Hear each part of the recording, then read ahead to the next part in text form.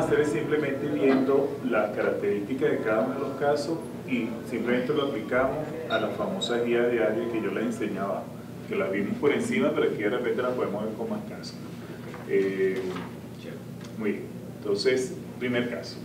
Es una paciente femenino, 14 años de edad. Los síntomas son secreción nasal, obstrucción nasal, prurito y estornudo. Para irnos metiendo ya un poquito el tema de la parte de rinitis. Las edades son bien importantes cuando uno maneja síntomas nasales. Una cosa es tener por ejemplo, si yo tengo un adulto que me dice que su principal síntoma es rinorrea, donde no hay prurito ni estornudo, eso no descarta rinitis alérgica. En el niño, en cambio, donde el patrón alérgico es bien importante, que haya rinorrea sola debe hacer pensar o es un cuadro de rinosinusitis viral o hay un proceso infeccioso de base, porque en el niño uno espera mucho más estornudo y espera obstrucción, estornudo y prurito y rinorrea. ¿Okay? Hay una patología en el adulto que es la rinitis colinérgica, no es infecciosa, no es alérgica, sino simplemente es por un aumento de la estimulación de los receptores colinérgicos. Se caracteriza por una gran rinorrea, responde más o menos a las esteroides intranasales y se trata con bromuro y patrópico. Entonces, cuando uno ve a un adulto mayor de 40 años que consulta por rinorrea, ya uno sabe que ese es un dolor de cabeza. Y lo otro que se puede ver en adultos que solo cursa con conjuntivitis y rinorrea y no es infeccioso son las rinitis medicamentosas, que son las producidas por el uso continuo de la pseudoefedrina, de la oximetazolina a nivel nasal. Son muy difíciles de tratar.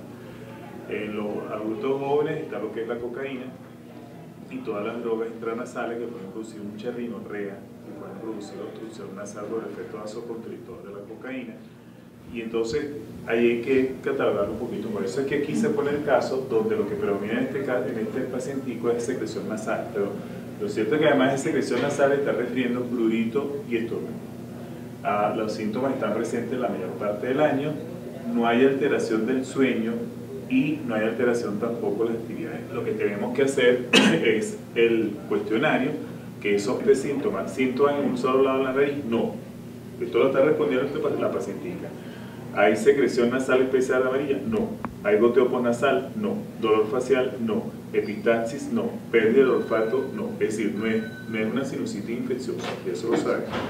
Pero por otro lado dice, ¿ha tenido alguno de los siguientes síntomas al menos una hora en la mayoría de los días? ¿Rinorrea anterior acuosa? Sí. ¿Estornudo, especialmente violento en salva? Sí. ¿Obstrucción nasal? Sí. ¿Prurito nasal? Sí. En este caso no hay conjuntivitis, porque solamente en el 40% de los casos de rinitis se asocia con conjuntivitis. Lo que ocurre mucho más frecuente es al revés. En el 80% de las conjuntivitis hay rinitis. ¿Okay? La pacientica nos está diciendo que ella no tiene nada para pensar en rinitis no alérgica, pero sí tiene para pensar en rinitis. Ya quedamos que es una rinitis alérgica por lo que describió la paciente, no es una rinitis no alérgica o infecciosa. En cuanto a la clasificación, entonces es más de 4 días a la semana, por lo tanto es persistente como hablamos, y es leve porque no hay alteración del sueño. ¿Okay?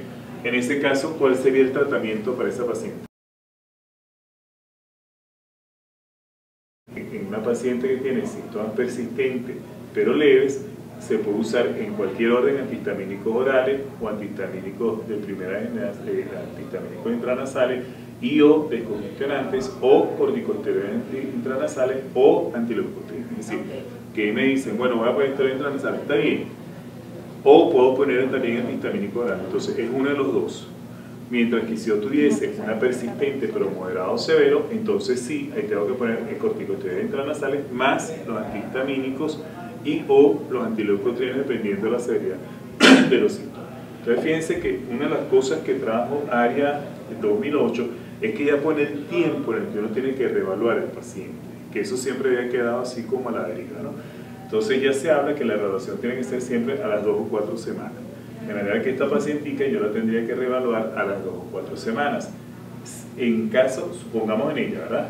Leves, puse entonces antihistamínicos orales o puse esteroides intranasales, como ustedes quieran. La reevalúo a las 4 semanas y en caso de falla hay que subir de escalafón, es decir, pasar a lo que es síntomas persistentes moderados, es subir en el escalafón. Recuerden el dibujo, la gráfica donde salían los 4 bloques, que era como una escalera, ¿cierto? Eso es el escalafón que yo se refiere. Entonces, síntomas persistentes leves, subir el escalafón es pasar a síntomas persistentes moderados. Entonces, síntomas persistentes moderados serían corticosteroides intranasales, antihistamínicos, y nuevamente se reevalúa el paciente. Si mejoró, bajo el escalafón, vengo para acá. Si no mejoró, entonces hay que realizar el diagnóstico. Eso es lo primero.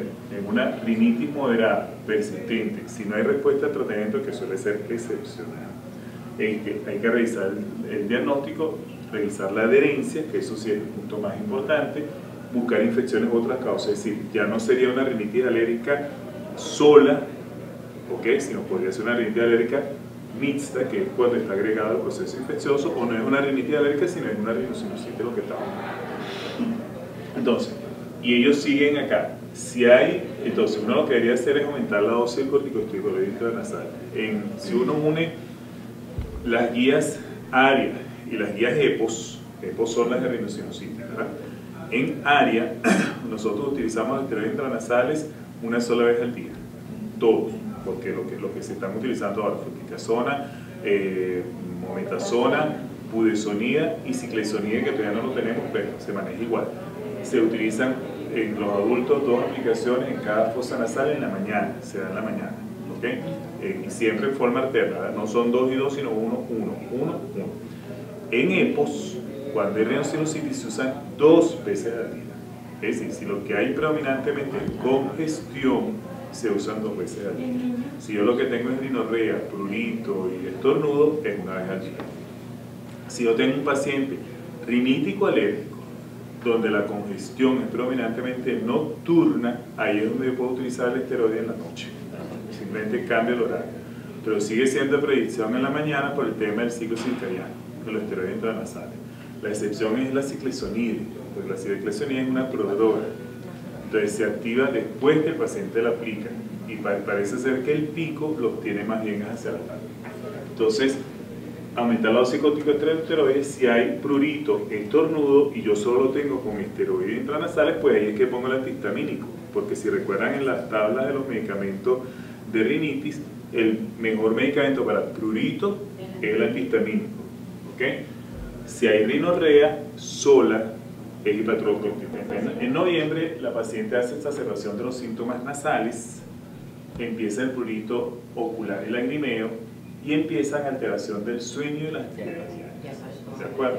Entonces, ¿qué sucedió ahí? Bueno, ya hay que reclasificar la paciente. ¿Ok? De forma que la paciente ya pasaría a ser, ¿qué severidad? Moderado severo, porque ya hay compromiso, ¿verdad? Entonces sigue siendo persistente, pero pasa a ser moderado severo porque hay alteración del sueño, actividades diarias y síntomas molestos. Este fue el caso de la paciente. Ella tuvo sus síntomas en enero, se puso antihistamínico, mejoró, pero en noviembre recayó, pero recayó ahora severo.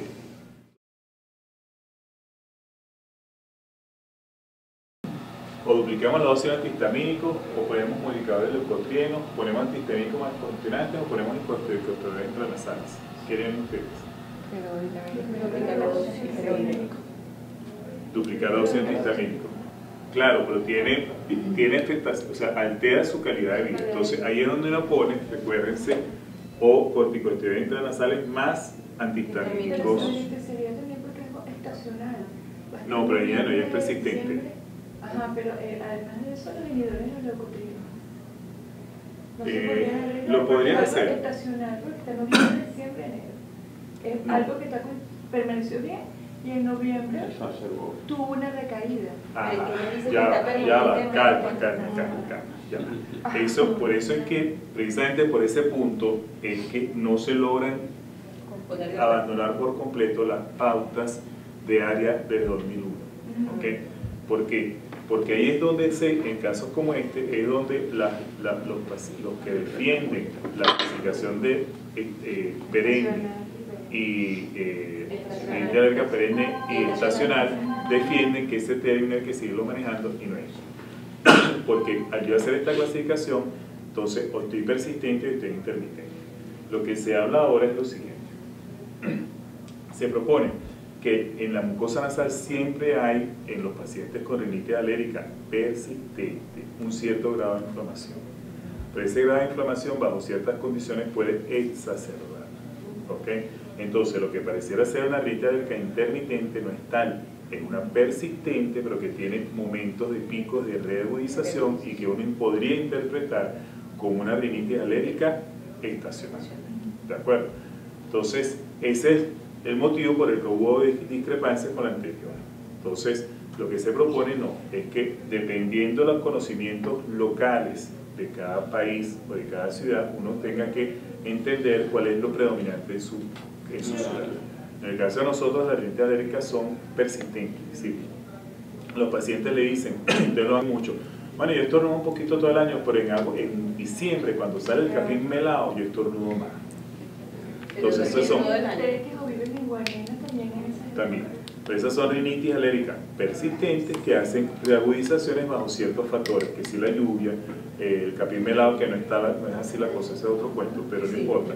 Entonces, en esos casos lo que tú lo tratas es, en sus periodos agudos, dependiendo de la severidad, pones o antihistamínicos o pones los esteroides intranasales, igual durante la única patología en la que uno da la dosis de antihistamínico es urticaria. En el resto no, se tiene que usar la dosis recomendada, porque si yo por ejemplo uso levocetirizina o cetiricina y duplico la dosis, produzco somnolencia. ¿Ok? Entonces, de loratadina, levocetirizina, cetiricina, fexofenadina, rinitis a la dosis recomendada. En el caso de fexofenadina es de 120 miligramos. La presentación de 180 de fexofenadina fue creada para urticaria, no para rinitis. ¿Ok?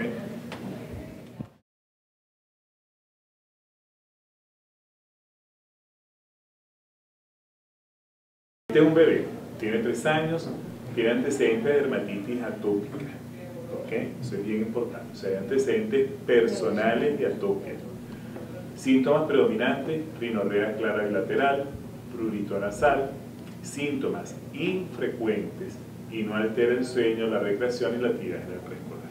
¿Ok? Fíjense que no habla estornudo, pero hay un dato muy importante que es el antecedente personal de dermatitis atópica. Se le pregunta a la mamá y nuevamente no hay nada para pensar en una rinitis infecciosa. Si hay rinorrea, no hay estornudos, no hay obstrucción, sí hay prurito nasal y no hay conjuntivitis. ¿Okay? Entonces,